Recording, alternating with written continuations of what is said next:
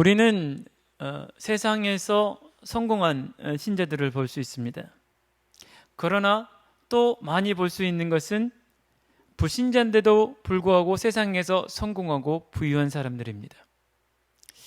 그것뿐만 아니라 이 사람은 분명히 악한 사람인데도 불구하고 망하는 것이 아니라 잘 되는 거예요.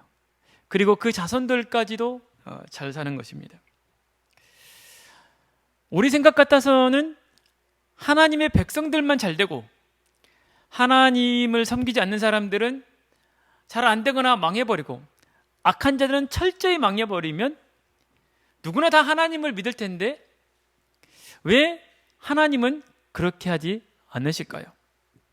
오히려 하나님을 섬기지 않는 사람들이 잘 되거나 부유하게 되면 우리의 마음이 낙심되거나 시험에 들게 되죠.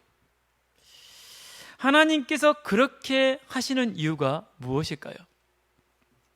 하나님은 세상을 처음 창조하실 때부터 처음과 끝을 정해 놓으시고 시작하셨다라고 하였습니다.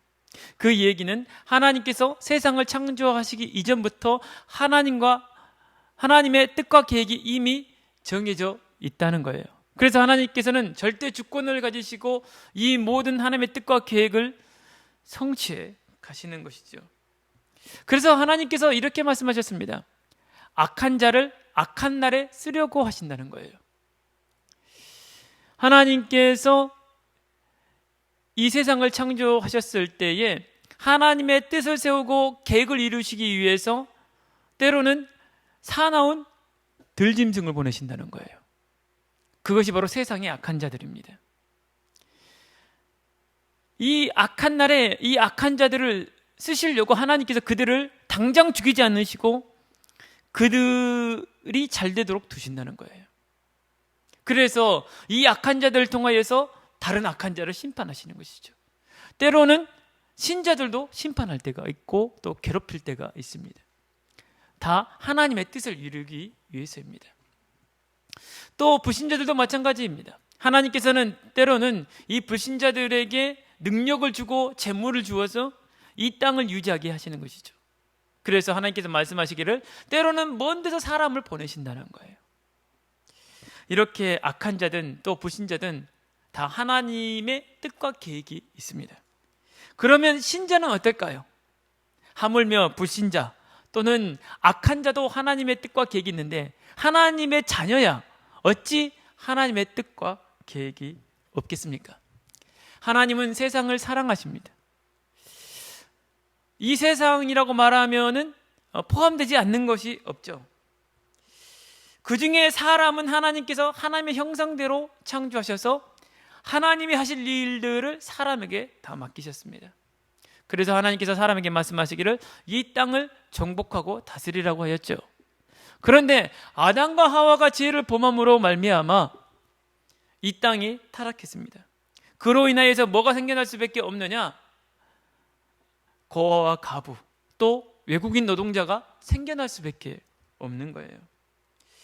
이렇게 어려움 당한 사람이 생겨나는 것은 하나님의 뜻이 아닙니다. 그래서 하나님께서 말씀하시기를 너희의 하나님 여호와는 신 가운데 신이시며 주 가운데 주시요 크고 능하시며 두려우신 하나님이시라. 사람을 외모로 보지 아니하시며 뇌물을 받지 아니하시고 고아와 가부를 위하여 정의를 행하시며 나그네를 사랑하여 그에게 떡과 옷을 주시나니 너희는 나그네를 사랑하라. 전에 너희도 애굽에서 나그네 되었음이니라 말씀하셨습니다. 사람은 죄로 말미암아 그 마음이 부패해서 사람에게 뇌물을 받고 또 사람을 외모로 보고 판단하고 고아와 가부를 위하여 정의를 행하는 것이 아니라 강자들을 위하여 정의를 행하고 또 외국인 노동자에게 떡과 물을 나눠주지 않습니다. 그러나 우리 하나님 여호와는 신 가운데 신이시고 주 가운데 주시고 크고 능하신 분이기 때문에 두려울 게 없어요. 그렇기 때문에 사람은 뇌물 받고 또 외모를 보고 사람을 판단하고 강자들을 위해서 재판하는데 하나님은 어려움 당한 사람, 약자들 그들을 위해 정의를 행하신다는 거예요. 그리고 외국인 노동자들에게 떡과 옷을 주신다는 것입니다. 그분은 전능하시고 두려운 분이기 때문에 이런 일을 할 수 있는 거예요. 그런데 이러한 일을 누구에게 맡기셨다고요? 신자들에게 맡기셨다는 거예요. 그래서 하나님 자녀들에게 하나님께서 말씀하시기를 너희 중에 분깃이나 기업이 없는 레인과 내 성중에 거류하는 객과 및 고아와 가부들이 와서 먹고 배부르게 하라. 그리하면 내 하나님 여호와께서 내 손으로 하는 범사에 내게 복을 주시리라고 말씀하셨습니다. 이 일은 누가 하시는 일입니까? 여호와 하나님께서 하시는 일인데 신자들에게, 하나님 자녀들에게 이렇게 하라고 명령하셨어요. 그러면 어떻게 하시겠다고요? 네가 하는 모든 일에 내가 복을 주겠다는 것입니다. 오늘 우리가 읽은 본문은 아브라함의 소명과 사명이 기록되어 있습니다. 7절에 보게 되니까 그에게 이르시되 나는 이 땅을 내게 주어 소유를 삼게 하려고 너를 갈대아인의 우르에서 이끌어낸 여호와이니라고 했으며, 여호와 하나님께서 아브라함에게 이 땅을 너에게 주려고 내가 갈대아 우르에서 불러냈다는 거예요. 왜 이 땅을 아브라함에게 줘요? 너로 말미암아 모든 민족이 복을 얻게 하려고 말입니다. 아브라함은 깨달았어요. 모든 민족을 위하여 여호와 하나님께서 나를 통하여 그리스도를 보내실 계획이구나, 이것 때문에 나를 부르셨구나 라고 아브라함은 하나님의 소명과 사명을 깨닫게 됐습니다. 아브라함은 이거를 믿었다는 거예요. 이것은 아브라함에게만 있는 것이 아니고 제가 처음에 말씀드렸던 것처럼 모든 믿는 자, 하나님 자녀에게 다 하나님께서는 소명과 사명을 갖고 계십니다. 그렇다면 여러분은 어떠한 소명과 사명을 갖고 계십니까? 아브라함은 이 하나님의 소명과 사명을 믿었다는 거예요. 여러분은 하나님께서 여러분에게 어떠한 소명과 사명이 있고 또 여러분은 그 소명과 사명에 순종하고 계십니까? 아브라함은 그 소명과 사명을 믿음으로 말미암아 하나님께서는 그 믿음을 의로 여기셨다라고 하였죠. 그리고 그에게 상급을 주셨습니다. 오늘 여러분과 제가 하나님의 말씀을 통하여 오늘 나에게 하나님은 어떤 소명과 사명을 갖고 계시는지 깨닫기를 원하고, 우리가 그 하나님의 소명과 사명에 순종함으로 말미암아 범사에 하나님께서 우리에게 복을 주시기를 저는 여러분을 위해서 기도합니다.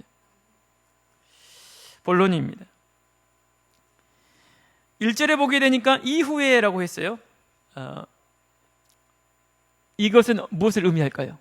바로 창세기 14장에 있는 내용을 의미합니다. 아브라함이 롯을 구출하였고요, 또 멜기세덱에게 11조를 드렸고 소돔 왕이 주는 재물을 거절하였습니다. 이 일이 있고 난 후라는 것입니다. 이것은 아브라함의 믿음을 우리는 엿볼 수가 있죠. 11조를 드렸다는 것은 아브라함이 소유하고 있는 그 모든 것, 얻은 그 모든 것이 누구 것이라는 거예요? 여호와 하나님의 것이라는 것입니다. 그래서 대표로 11조를 드렸는데 그것은 사실 전부를 드린 것과 같은 거예요. 또 소돔 왕이 주는 제물을 안 받았다는 것은 아브라함은 뭘 믿었다는 거예요? 하나님께서 그를 창대하게 하시겠다고 했는데 그 약속을 하나님이 이루실 것이다. 그런데 소돔 왕이 준 걸 받아버리면 어떻게 돼요? 그 재물 때문에 내가 크게 되게 되는데 소돔 왕은 내가 아브라함에게 재물을 주어서 그가 크게 됐다는 거예요. 그러면 누구의 영광이 되는 거예요? 하나님께 돌아가야 될 영광이 소돔 왕에게 뺏겨버리게 되는 거예요.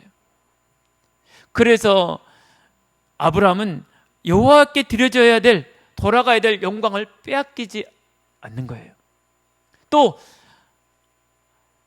하나님께서 그를 창대하게 하시겠다는 그 약속은 하나님이 이루시는 거예요.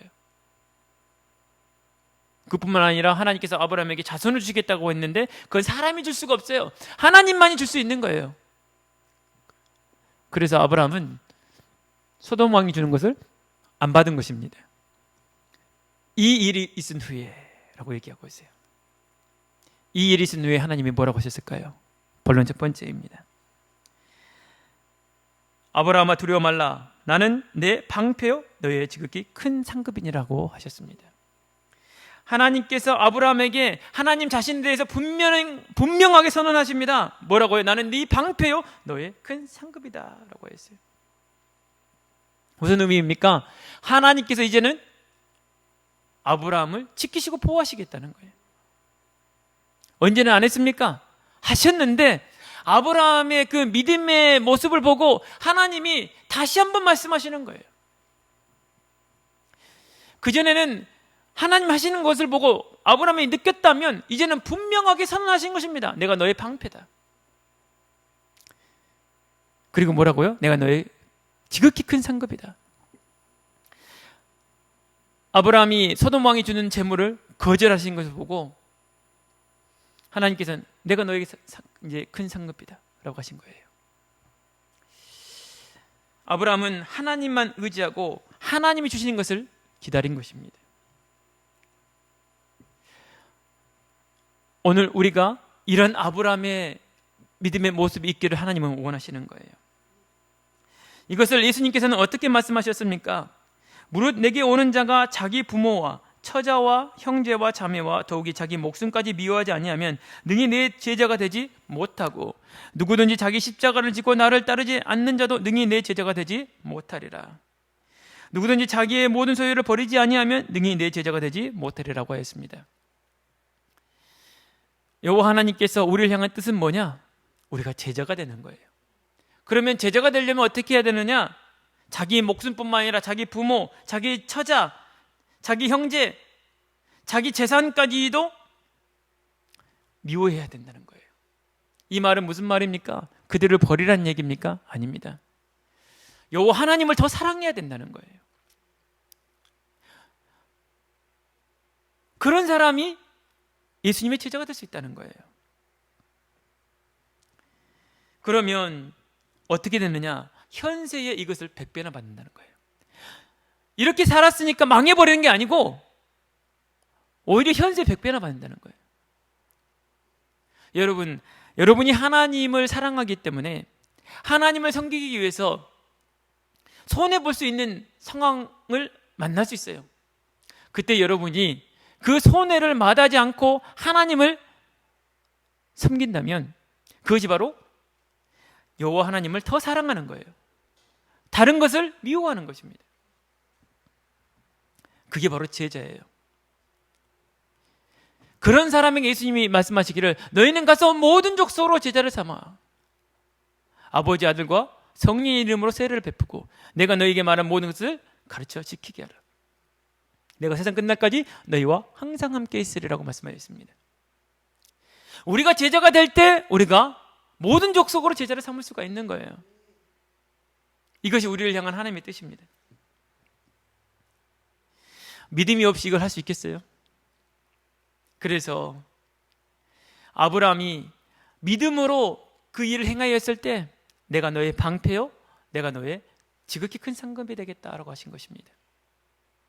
우리가 이렇게 세상 것을 거부하고 주님의 제자가 되고 주님을 더 사랑할 때에 주님이 우리의 방패가 되고 주님이 우리에게 지극히 큰 상급이 되시는 거예요. 이게 믿음입니다. 믿음으로만이 하나님을 기쁘시게 할 수가 있어요.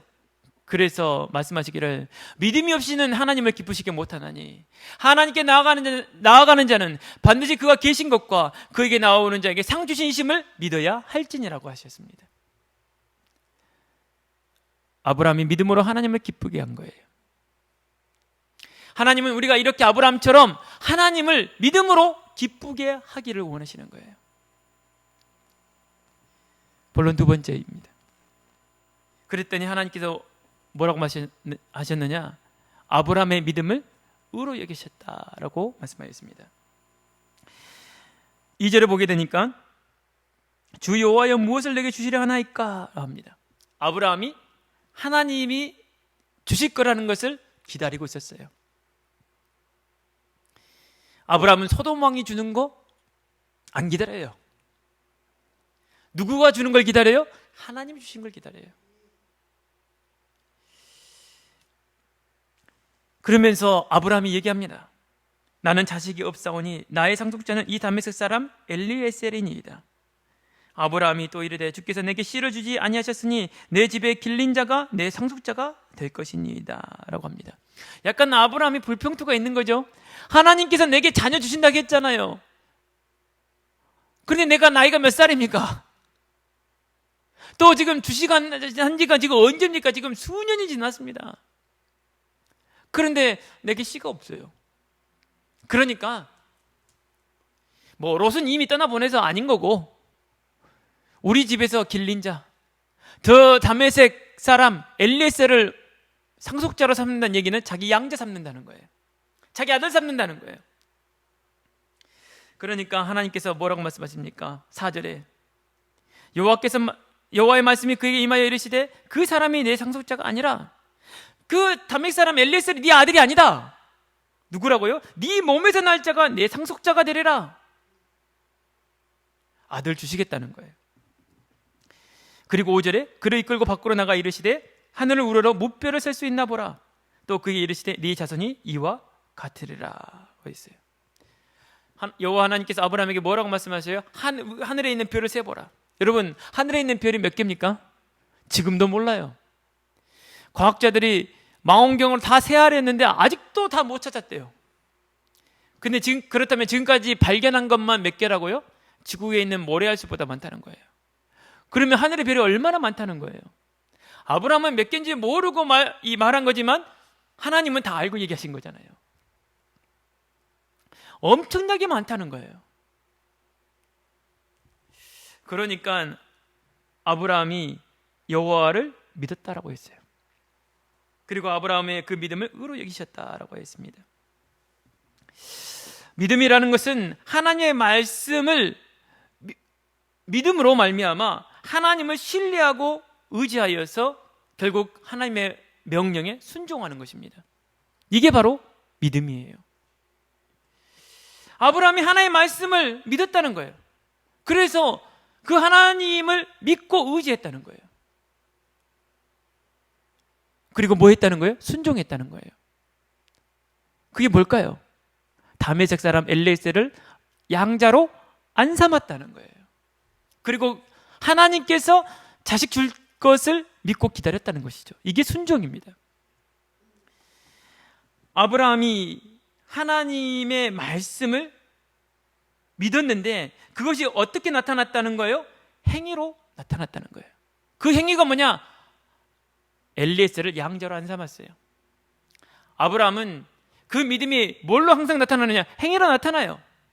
14장에는 어떻게 나타났습니까? 11조를 엘리에셀에게 드렸어요. 아니, 멜기세덱에게 드렸어요.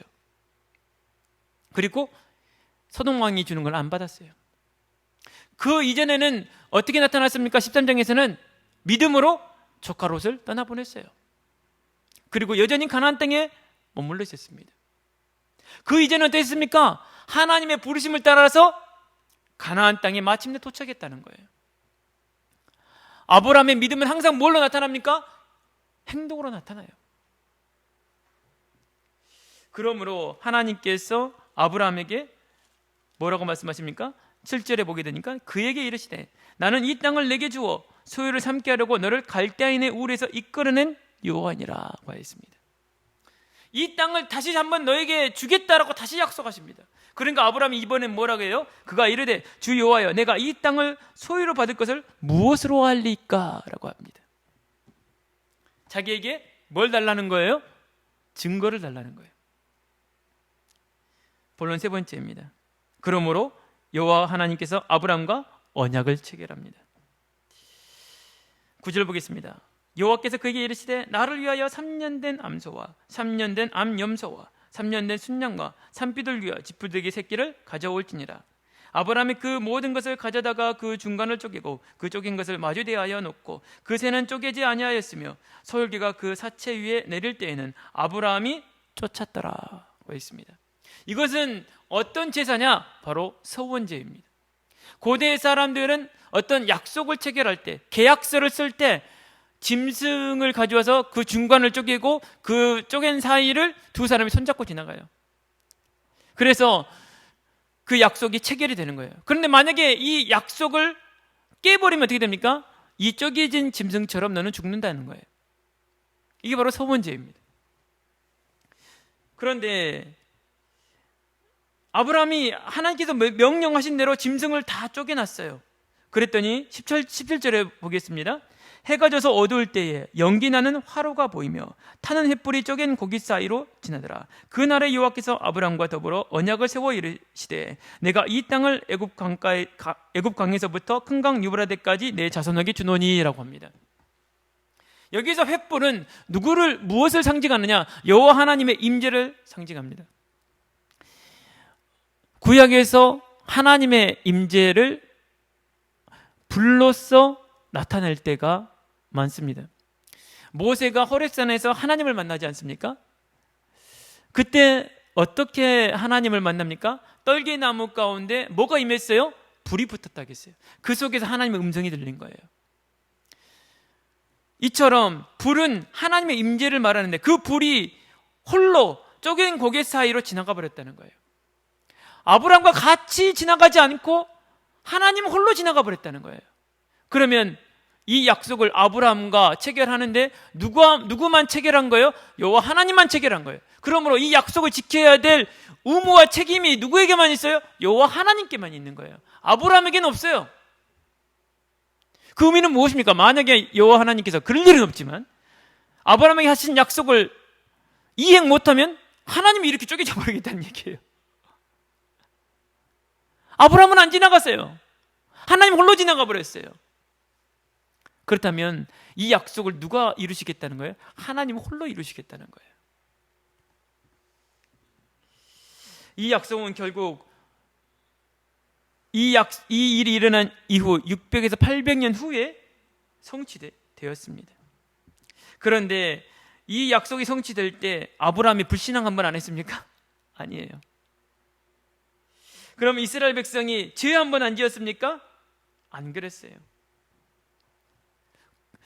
그런데 이 약속이 이루어집니다. 왜 그러느냐?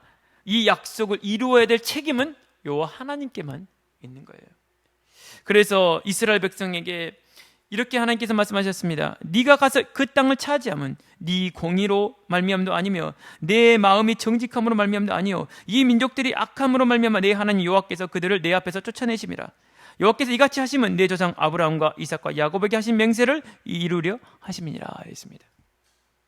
지금 조상 이스라엘 백성이 하나님의 명령을 따라서 가나안 7족속을 몰아내고 땅을 차지해야 되는 순간에 놓였어요.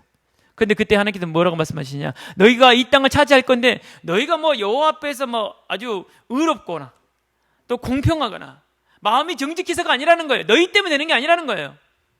먼저는 그들이 여호와 앞에서 많은 죄악을 범하였고 그로 인해 내가 그를 심판할 거라는 거예요. 그리고 이 일을 누구에게 맹세했느냐? 아브라함과 이삭과 야곱에게 맹세했다는 거예요. 그래서 오늘 내가 이 일을 행한다는 것입니다.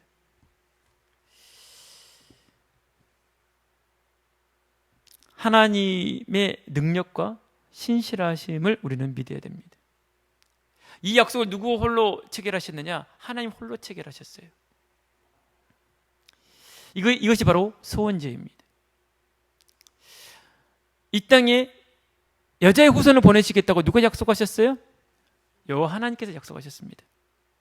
아담과 하와가 죄를 본함으로 말미암아 여자의 후손을 보내시겠다는 거예요.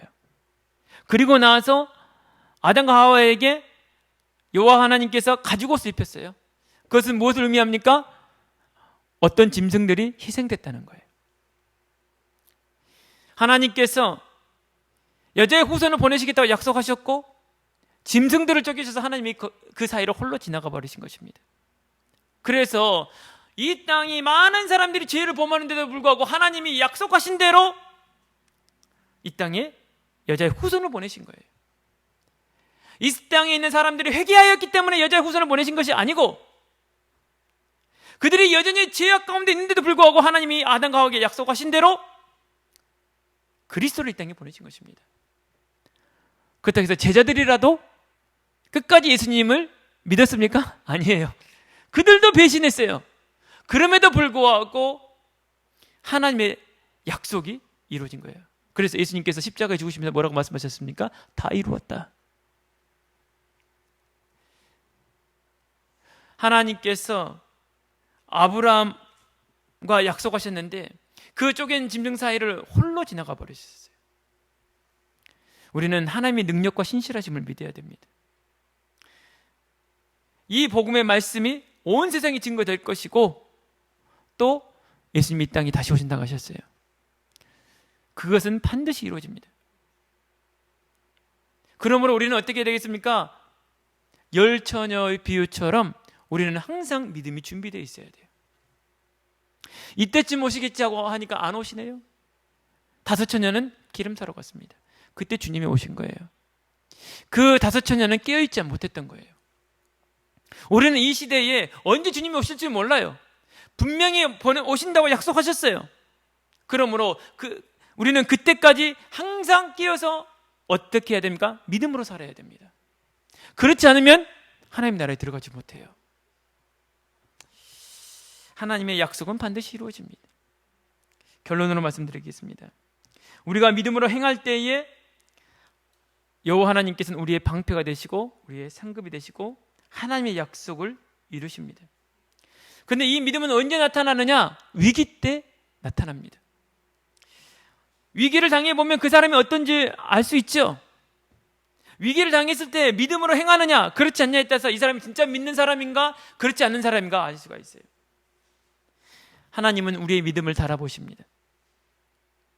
우리가 정말 믿는지 얼마만큼 믿는지 문제를 통하여서 우리의 믿음을 달아보신다는 거예요. 하나님께서 조상 아브라함의 믿음을 하나님께서 달아보십니다. 하나님께서 이삭을 주셨잖아요. 그런데 이 이삭을 하나님께서 제물로 바치라는 거예요. 아브라함은 한마디도 하지 않습니다. 그리고 바로 이행합니다. 어떻게 아버지가 아들을 제물로 바칩니까? 할 수 없는 일이에요. 제물로 바치려면 죽여야 되는데 그리고 그걸 각을 떼야 되는데 어떻게 아버지가 아들을 죽입니까? 그런데 아브라함은 이삭을 묶고 칼로 치려고 합니다. 그때 하나님께서 멈추라고 하죠. 그러면서 하신 말씀이 뭡니까? 이제야 네가 여호와를 경외하는 줄 내가 알았다는 거예요. 여호와 하나님께서 아브라함의 믿음을 달아보신 거예요. 이렇게 하나님께서 때로는 우리의 믿음을 달아보실 때가 있어요.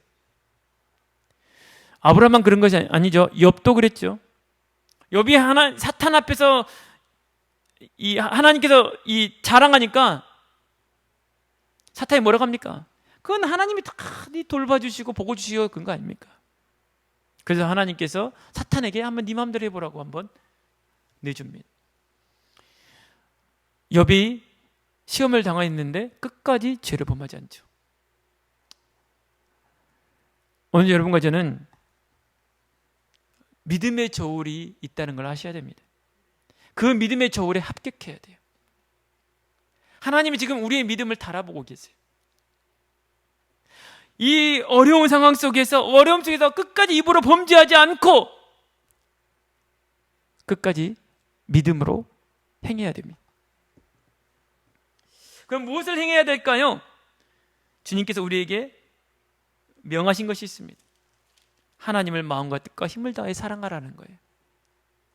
예수님이 말씀하셨던 것처럼 내 목숨보다도 내 부모보다도 내 처자식보다도 내 형제 자매보다도 내 소유보다도 누구를 더 사랑해야 된다는 거예요?